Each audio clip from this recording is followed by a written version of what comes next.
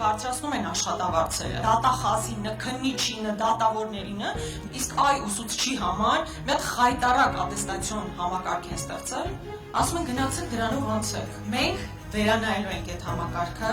եւ ուսուցիչների բազային աշխատավարձը վստահաբար բարձրացնելու ենք։ Մենք ասում ենք, այսպես ձեռները բարձ մուրալով ընկել եք 4-րդ կարգի ցորեն եք ուզում։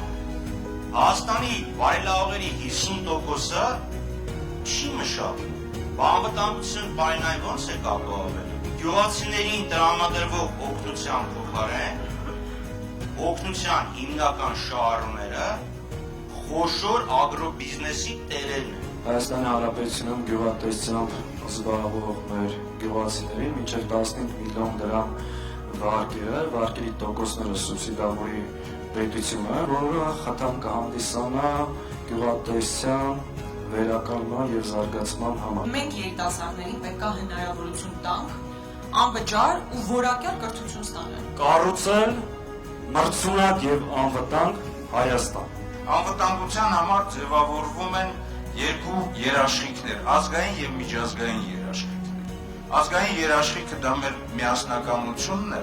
մեր բանակն է, ռազմավարական նպատակներն են, մեր հավաքական կամքն է։ Հայաստան, որը տեր է իր ինքնիշխանությանը եւ տարածքային ամբողջականությանը։ Հայաստան, որը տեր է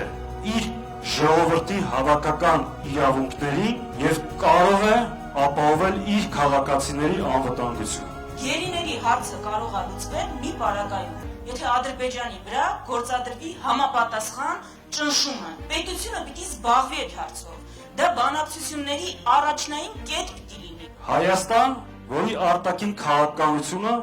բխում է պետության ու ժողովրդի շահերից, որը չի դառնալու տարբեր պետությունների ազդեցությունները չափելու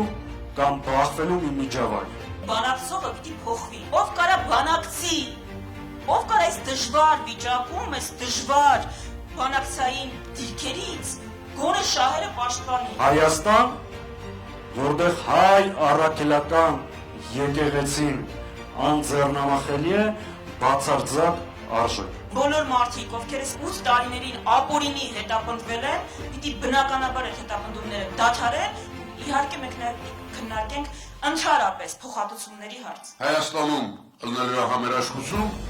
Հայաստանում ըլնելու է համախմբվածություն,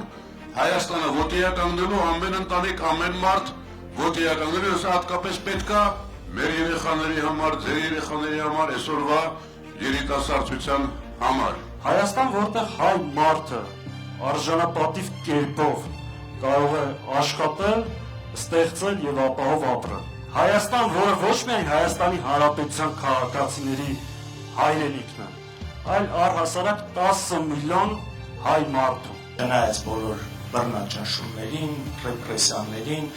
բանտարկումներին, միասին կարող ենք այս ամեն ինչը անել, մնում է հույս ունենանք, վճռականություն ունենանք այս պայքարը շարունակելու։ Մենք կարող ենք միասին ստեղծել այդ Հայաստանը, մի անգամ արել ենք եւ մեկ անգամ եւս միասին ձեր օգնությամբ եւ ձեր միջոցով անելու ենք։